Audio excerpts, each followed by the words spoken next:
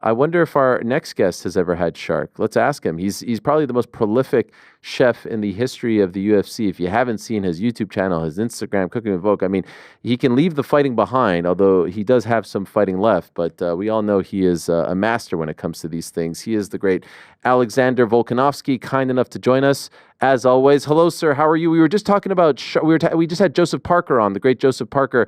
He was telling us about eating Oh yeah. shark. Do you eat shark? Oh yeah. Well, I think a lot of like when you get fish and chip shops, I think a lot of the actual fish that you're eating, like the battered fish, crumb fish, there usually is the shark. I think. I could be wrong, but I've definitely had shark before. Yes. Okay, wow. I've never had that. I've never had shark fish and chips or shark and chips. But you learned something new. I haven't seen it on the channel. The channel's been fantastic. The content has been incredible. I mean, you're smashing it with this stuff. The whole Instagram page to itself is like you wouldn't even know you were a fighter, Alex. It's like it's so far away from that, but it's perfect. Well done. Yeah. Cheers. I appreciate it. Yeah, we're doing a great job with it. We fun. It's we enjoy it. You're not wrong. You get people commenting, "Oh, I just found out now that he's a fighter." Like, you Yeah. know what I mean? Like, you got people that are like fans of the cooking, and then they find out I'm a fighter. So it's yeah, it's pretty funny. But that's cool. Having its own identity and to be doing so well is pretty cool. That's the dream. All right. Well, obviously you've got a big assignment on the 12th of April in Miami, and so we found out about this about a week ago now. And so, can I ask your timeline? When did you find out that it would be? Because we all presumed you'd be fighting for the belt next. We've kind of known this for quite some time, but we all presumed it would be Ilia. When did you find out that it wasn't going to be Ilia and that it was going to be Diego for the vacant title? Yeah. So that's what was I knew I was fighting for the title for a while. So it's been a while knowing that my next fight was for the title. I didn't have originally thought it was going to be Ilia. Then I wasn't sure. So then there was questions for a while because I know he did really want to move up. So I did hear he wanted to, but like they still weren't sure of that actually happening. And then so I was thinking it must be either interim or fighting for the belt against Ilia. So it was like that for a while. And then in Sydney is actually where we found out. So that's must have been they must have had like a in person sort of meeting conversation, and it must have been Ilya going, "Look, I'm committing to 155," and then literally they gave me the, "All right, it's Diego in Miami," and I'm like, "All right, sweet, beautiful, whatever." At that stage, obviously I I wanted just a fight by then, so it was getting to a stage where I was like, I just want to fight now. It was always Ilya. Wanted Ilia, wanted the rematch. Obviously that's going to be a big driving factor for me, losing to him and wanting that win back. So that's all I wanted it for a while. And then it got to a point where I didn't know what was happening. I was like, all right, now just give me whatever for the belt now. So that's sort of where we're at. So still happy we just have a date and opponent and then that being locked in. Is there any part of you that's disappointed you can't get that one back against him? Well, I mean, I wouldn't say that I can't. There still can happen. I'm planning on going out there and looking good. You know what I mean? Going out there and doing my thing and I'm bringing that belt back home. I'm very, very confident of that. And after that, I think that just sets up for an even bigger fight, whether that is still at featherweight or it's at low. I don't know. We could still maybe make that happen, but everyone's going to change their tone after this one, I guarantee you. And everyone has every right. I'm coming off two losses. Um, 36 almost, there'll be 37 at the end of the year. So a lot of people are going to be like, he's done, he's dusted. And they have every right to think that until I change their mind. So that's what I plan on doing April. And by the way, for the record, I wasn't suggesting that you can never fight against him. I just meant like next up that you wanted to get it right Yeah. back. And so I was wondering if you have a history with him, all this stuff, and then you find out it's a totally different guy that you don't have history with. If there was any sort of letdown initially when you found out the news. Well, there was by then there was a lead up to Yeah. that being the case, right? Like there was a lot of time where he said he was moving up, and I knew if he's moving up, it's Diego. Like, you know what I mean? Like I was thinking that. Obviously, Mosbar is another name that deserves it, but but yeah, like so I knew it was going to be most likely Diego, and so I had that sort of in my head that that's an opportunity. At the one stage, at one point, I was like, oh yeah. we went and did the face-off in the octagon. So I'm thinking, it's Ilia. So I had that in my head and, started sort of training from then, being like, I'm going to start, taking things more serious, start even game planning and things like that. But then you started hearing him talking about the lightweight thing. And then I was like, maybe it's just negotiations. Maybe, I don't know. Because I knew that, he says he doesn't like the weight cut. The weight cuts are, he's got to cut a fair bit. So, I just wasn't sure. But then it started being like, wait, I think this is really the case where he might actually be moving up. There might be something to it. So then I was like, all right, could be Diego. And then it was Diego. All right, sweet, whatever. By that time, I'm like, let's just fucking fight. Yeah. Sorry. Excuse me. No, I get it. You can say whatever you want here. No one knows good. better than you, though, about being a featherweight champion and moving up. And so are you surprised he vacated the title? You didn't have to. Yeah, I guess so. Yeah, definitely surprised. I mean, it's just we're in a time now where the double champ thing is going to be pretty hard to do. If people want to move up, I think the UFC are going to want you to just move up. And I think there's going to be certain fighters that will be able to do it. I think you've got to like Wei Li, her situation right now. Her moving up to fight Valentina, all right, where that makes a lot of sense. And her keeping the belt, that'll be fine. But then you're in these other divisions, it's going to be hard to do. And I see, I don't want to sound bad, but I mean, this is sort of where they're at. Like, I believe there was a time where you could do it.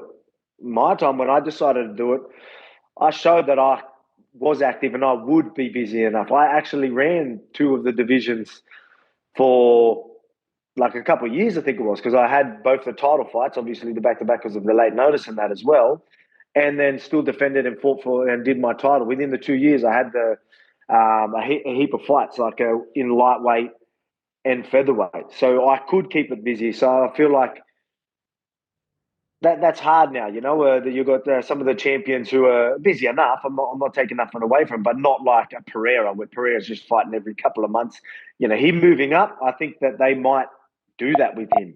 He's obviously a big star and he's active and he fights anyone, you know what I mean? So you can maybe see that happening, right? But I mean, I think it's going to be hard to do it in other divisions.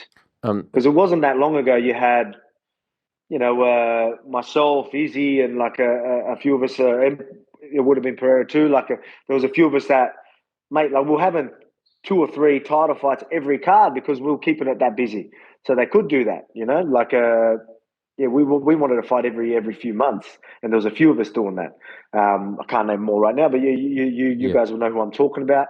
So it was just a little bit of a different time where now you've got and there's nothing wrong with that. People are like, oh, no, right, very strategic in their camp, fighting just enough. So they're just being a bit more calculated. We'll just like bring on anyone, anytime, let's go. So it's just, I feel like times are just a little bit different right now. Would you agree with that? What do you think about that? So I think it's a really interesting time because they wanted this featherweight title fight to be in Miami. They wanted you to fight. I think they had made that very clear, and so I don't think an interim title would have sufficed. I don't think you would have been happy with an interim title, right? I think they would like. It's easier to sell a champion versus champion fight. I think basically what I'm trying to say is it all comes down to the timing. If the timing works out and the guy can keep the belt, they'll do it. But in this case, I think the timing didn't work out, and so they wanted to vacate the title. And from what I hear, he has said time and again, I don't think it's a negotiation ploy. He doesn't want to make the weight. He can't make the weight. It's just too big of a strain. And so if that's the case, what's the point of having him keep the belt? Look, well, I see what you're saying. Yeah, definitely a vacated belt or, a fight for the actual title is bigger than interim. But, yeah, well, as you just said, like, Ilia's serious about this. And I even heard, so when we're even in, like, sort of talks, getting information, like, that, obviously the respect's there as well between us. He's like, look, I'm not interested in fighting at featherweight. The only way I fight at featherweight if it's against me. Like he was like, they were saying the only fight that makes sense for me at featherweight is against Alex. No one else. Like, why would I bother? Like he doesn't have any interest. He wants to move up. But if he does fight at featherweight, and it will only be against me. Otherwise, he's done. Like, he was pretty much saying, I'm done with the division. I want to move up. I want to get that second belt. I just want to do the live. I don't want to cut weight. But if I have to do this cut, I have to cut this weight one more time, I'm only doing that against myself. That's against Alex. I'm pretty sure I heard that from a few different sources. So that's sort of where he was at with it. So he was serious about you giving it up. So I don't think it was a forced thing. I know sometimes that might be the case, but with this one, he really does, and he's been wanting to move up. And the only thing that was sort of keeping him second guessing was like, maybe I do that rematch. That's the only thing that really, only big enough fight, or that excites me at featherweight. Otherwise, mate, the Islam fight or something bigger at lightweight is what he wants. So, fair play to him. I understand that. But yeah, so I guess that's where it's at. But I mean, maybe we could just set up a bigger fight further down the track. Yeah. Dana not too far away though. You're not too far away because no, I know. I don't want to weigh in. You're a spring chicken. You're a spring chicken. Don't buy into this narrative that you're an old man. I'm not, mate. Like I'm not. I'll be honest with you. With that time off, because I had a big time off, big break, and then you're not training as much. So then you're thinking, all right, is this going to start being a problem now? So I'm like, you know what? I'm going to start camp. I'm going to bring the weight down. I want to be sharp. I want to feel, mate. Best decision I made. I'm so glad I bring the weight down earlier. And where I'm at now, I'm very, very happy where we are right now. And I'll be honest with you. A few months ago, I didn't know. I was like, I might not be the same guy I was. But doesn't mean I can't win. I could do this. I'll be strategic. I've always been like that. Where now I'm like, wait a second, I feel great. Like, I can't believe how good I'm feeling, how fast and sharp I'm feeling. So it's great. I'm in a great position. But when I talk about this, a lot of people are like, yeah, I don't know how much longer I've got left in this. I probably could go a few more years. I'm saying, like, I'm thinking of defending, so winning the belt, then defending. Even like, winning, I'm thinking of, you know what?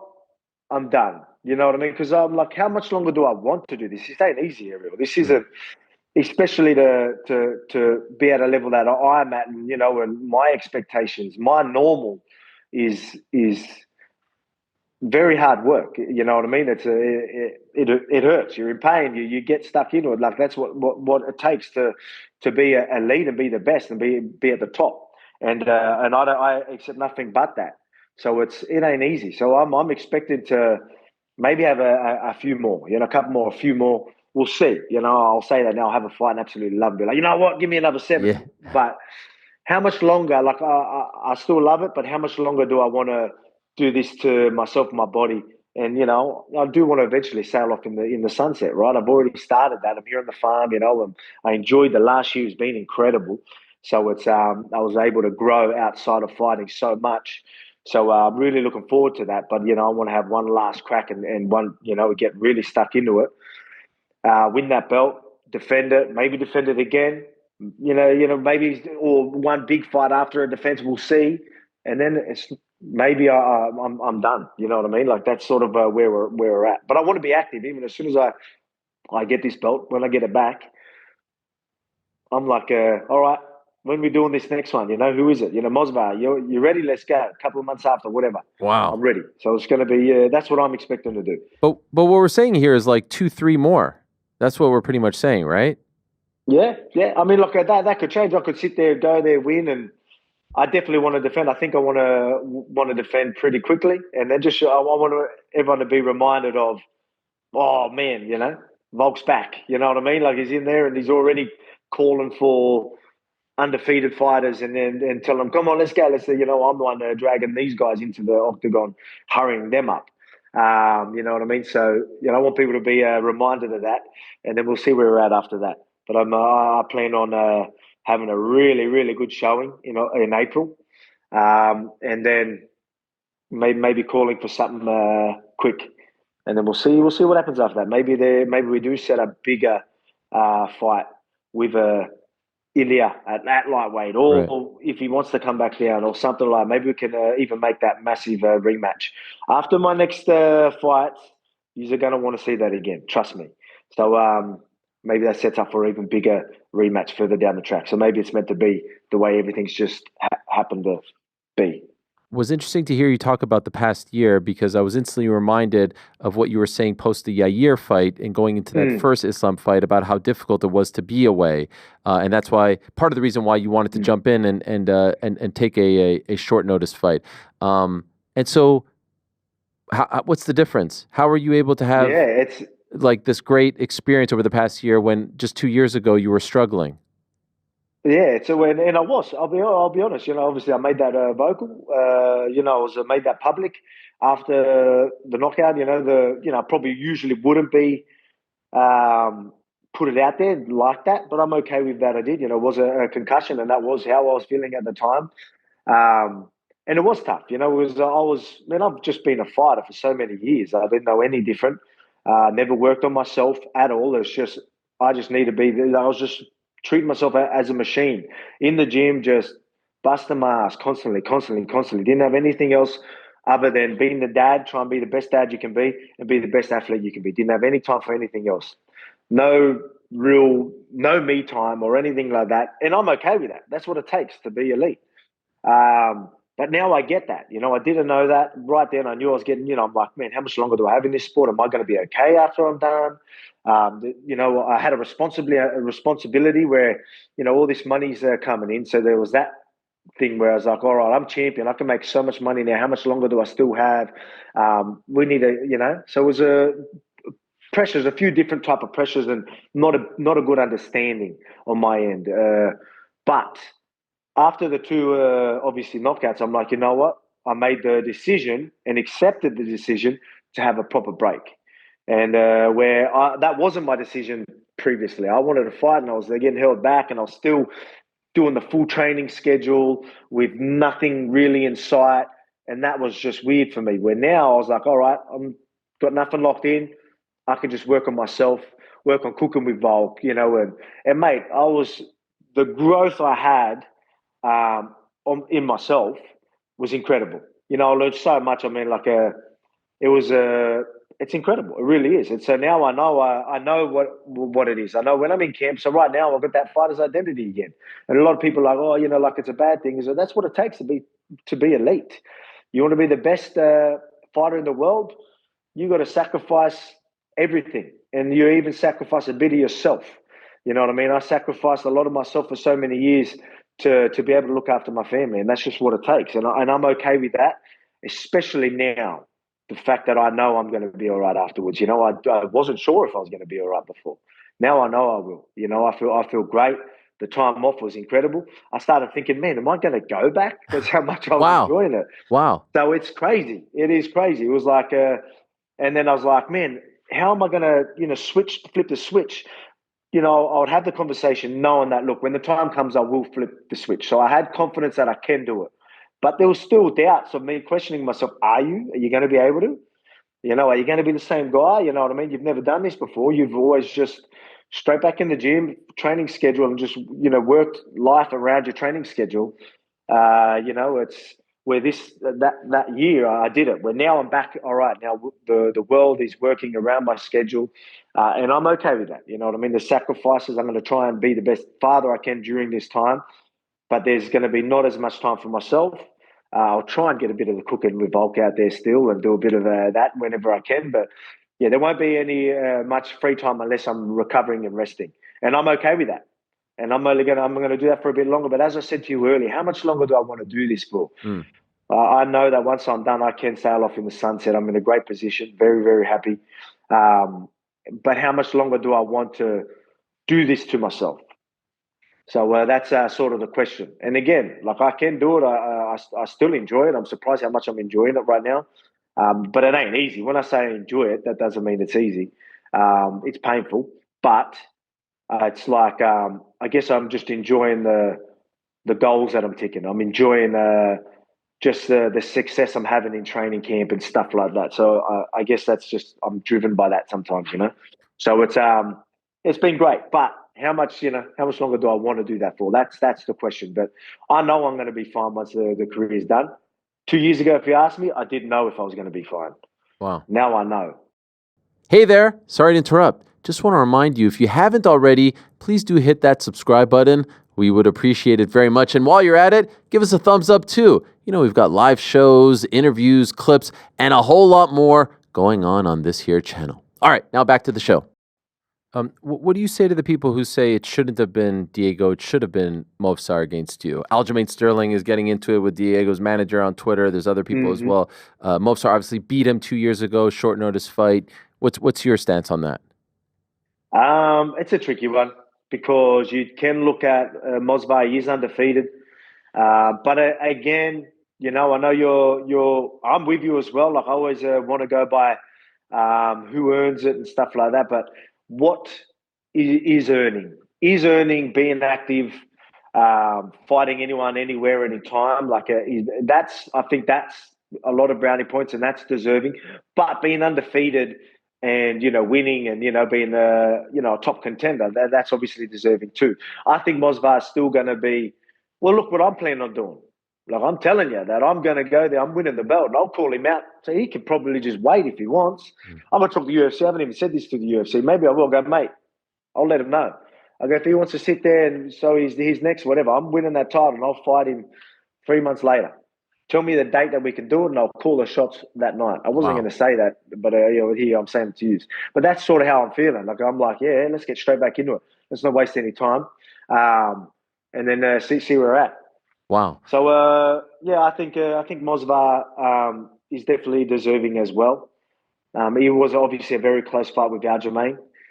So it's just if you've got to make that decision, you've got a dominant victory over Brian Ortega, active. He's a lot of hype around him, so you can see why they're saying it's a. I can see both ways, so I'm not surprised at all that it's Lopes. By the way, I don't think anyone should be surprised. No, he had a lot of momentum and is a fan. I think, and I know you always got the fighters back, and I know even you sort of understand this situation as well. For sure, and you're usually very. You'll be very vocal and be like, it's not fair. You understand? Yeah, it's sort of not fair, but I get his side too. You can get both sides.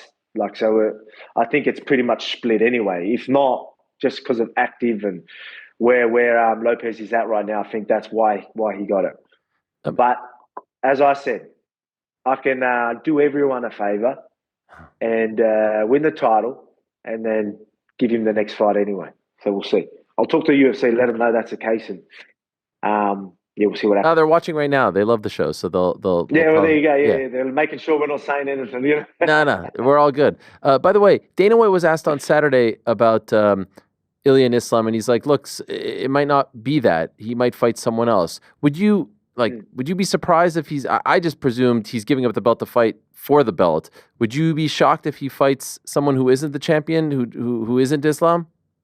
There is a lot of moving parts right now, and I think we're all aware of that. Even just the way our fight went, and and Ilia moving up. Right now, what is even happening at lightweight? Does Islam, because Islam, we know Islam wants to move up. Then you've got the Bilal situation.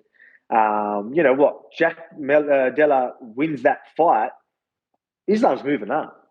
Let's be real. Islam's moving up straight away. And then you're going to have, is that what they're waiting for? There's a lot of moving parts right now. So it's a tricky one. Maybe I think Ilia and Islam is a big fight. Now that he's vacated, I think they might reward him for that. But yeah, we'll see. There's a lot happening right now. That's and I think I don't know anything, but just from sort of knowing the game and sort of knowing the sort of situation and just how things are, there's a lot of moving parts right now. Anything can change like that. You know what I mean? And a massive change is Jack Della. If that belt changes hands, when is it? May? May 10th. Yep. Well, there you go. Islam. You know what I mean? Everything that that's where all the decisions probably get made on the spot. So that's what I think. Anyway, I don't know, but that's what I think. Most people agree. That makes sort of sense, right? You know them very well, Islam and Ilia. Just curious, if they do fight, who wins? Look, the thing is with Ilia, he is a dangerous fighter and he can catch anyone. You know, if he goes there and he's stoic and he's, even if the fight's not going his way, he will not eventually get it, but he's going to keep trying to find it. Them later rounds are going to get harder for him, but, if he was to land, he could definitely knock him out. Do I think, I think that's going to be hard to do. I think, Islam's a pretty safe fighter.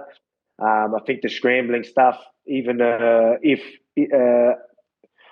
Ilia's takedown defense is solid, I still think them exchanges are going to be better off for Islam. But you can't count Ilia's power out. Them hands. He's going to be looking for that shot. Them early rounds, he's going to be very dangerous. So to say he's got no chance is silly, because you know what I mean. And then that's how I've always, for myself as well, that's how I've always seen myself only getting beaten by someone catching me. I don't feel like anyone can actually beat me, but everyone has a chance of catching you. And I still believe that's the case now. But I mean, you've got some that are, better chances than others, and Ilia has the better chance than most. By the way, there was once a period of 1,268 days where you were the UFC featherweight champion and Patricio Pitbull was the Bellator featherweight champion. Now here he is fighting on the same card as you, fighting for the belt. We didn't mention Patricio. Is that a name? You see that on the same card? Is that a name that piques your interest? Yeah, I guess it does. I'll be honest, I haven't thought about that. Because there were so many years where I remember he was calling me out, but I was just, I'm busy doing my thing in the UFC. So, I think him moving to UFC was a great thing. I think he's going to be good for the division.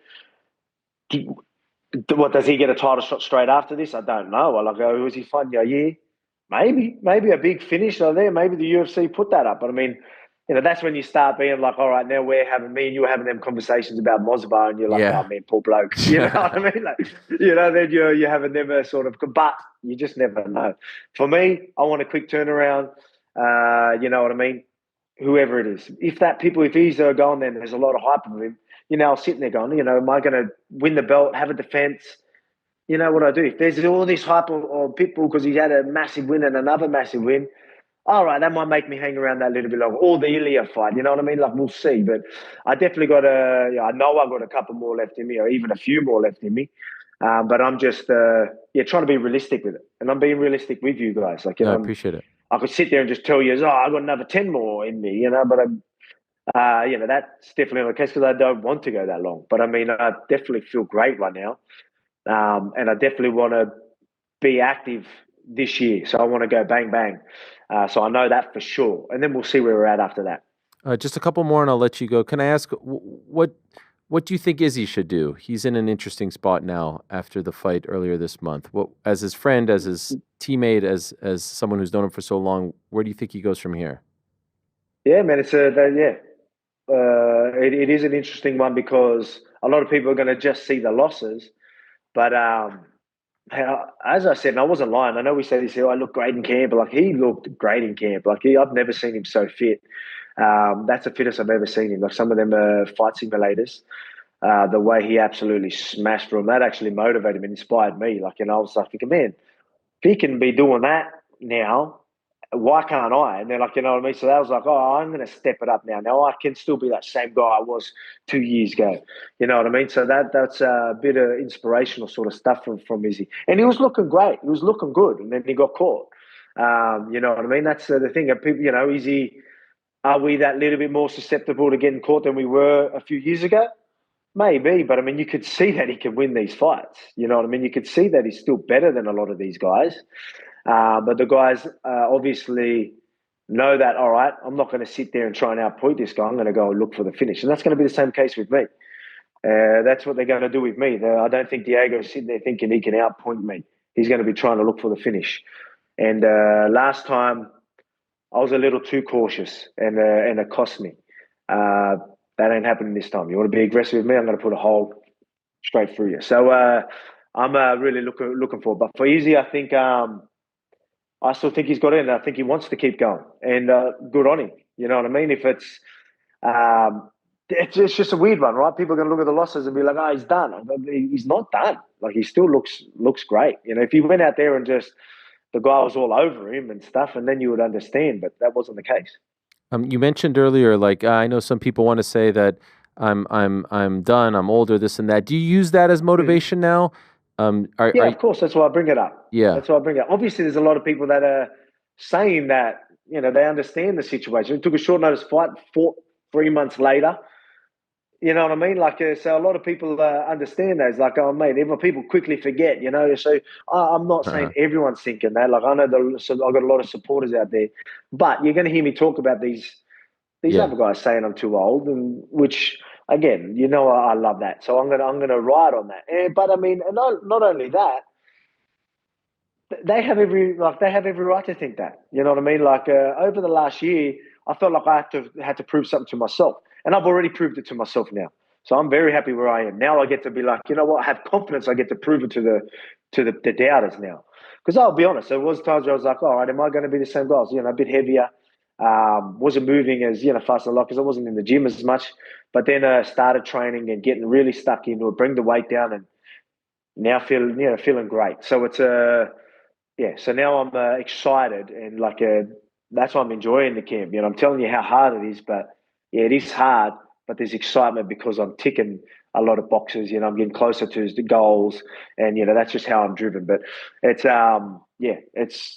it's going to be fun. It's going to be good. I'm really looking forward to it. Again, he's a dangerous guy, and I'm not taking anything away from Lopes. Dangerous fighter. He's obviously the submission threat and the power. He's very aggressive. But yeah, I think I can capitalize on that. It's a good thing you're getting back to work. I see you spending $23,000 at Bondi Beach and stuff like that. What's going on here? You don't strike me as this kind of guy. What's $23 on one tab? Is that possible? I'm glad. I'm sort of glad they said that was my shout. Like, you know what I mean? Because that makes me look like the man. It wasn't so you. Here I am telling everyone like how serious Yeah. I'm taking it, because I haven't had a cheat meal. I haven't had a cheat meal or even a drop of alcohol for like 7-8 weeks. And even cheat meals, everyone knows I've got to cook them with Volk. So you see me eat good, but I'm just portioning everything. My cheat meals used to be insane. So I haven't even had a proper cheat meal or a drop of alcohol for that long. So that's how serious I'm taking this. It's been great for me, great decision. But yeah, I went over there and people were like, oh, what's he doing drinking? It's like, so everyone's obviously assuming I'm drinking because I supposedly did this 20,000. It was a campaign I did with Tyro, where their big buyout, that was a part of their campaign where their marketing thing and all that, they wanted to give back to small businesses and the community.